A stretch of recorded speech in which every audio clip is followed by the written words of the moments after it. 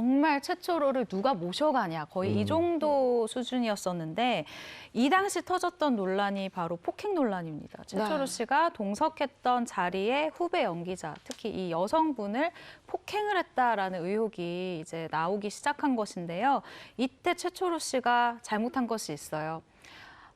어떤 기자가 최초로 씨에게 바로 전화를 했던 거예요. 이것도 약간의 비하인드지만 전화를 했었을 때 최초로 씨가 그 전화를 딱 받고 본인도 너무 당황하고 이게 기사가 터지면 안 될 것 같고 내가 어렵게 여기까지 왔는데 이 모든 것이 무너질 것 같다라는 생각이 들어서 잘못된 판단을 합니다. 그 기자에게 바로 아닌데요? 저는 그런 일이 없습니다. 라고 딱 단언을 한 거예요. 당연히 기사화가 되죠.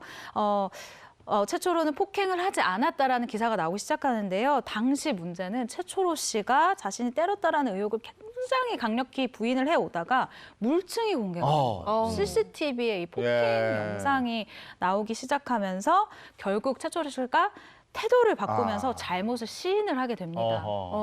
근데 이 CCTV 해도 지금 보시는 것처럼 소리가 들리는 건 아니고 좀 멀잖아요. 그래도 이걸로도 이미 타격이었는데 그래도 다행히 이 폭행당한 여성이 이제 처벌을 원치 않고 그래서 훈방 조치가 됐어요.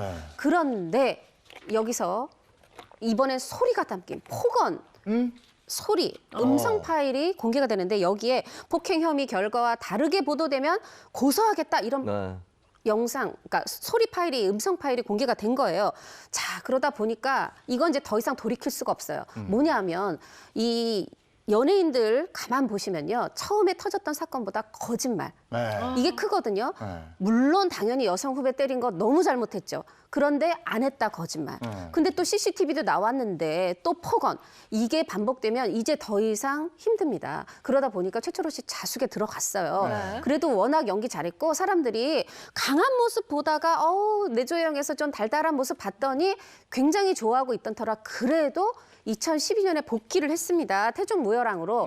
뭐 잘하던 사극으로 또 돌아간 거죠. 근데 예전만큼 강하게 연기를 못했어요. 왜냐하면 사람이 이미 위축이 돼 있는 거죠. 그러면 또 요즘에는 최철호 씨 최근 근황 알려지고 이러면서 사람들이 이랬단 말이에요. 네, 그래도 정말 주인공으로 아주 한때 굉장히 잘 나갔던 배우였기 때문에 어떻게 지냈는지 많은 분들이 궁금해하고 있었는데 원룸에 살면서 그것도 이제 혼자가 아닌 룸메이트와 살고 있다라고 알려졌고요. 그리고 지금 하는 일이 야간 택배 하차일이다 하다 보니까 주인공이었던 분이 택배 하차일도 할 수 있구나 그러면서 좀 안타까워하는 부분이 좀 있었습니다.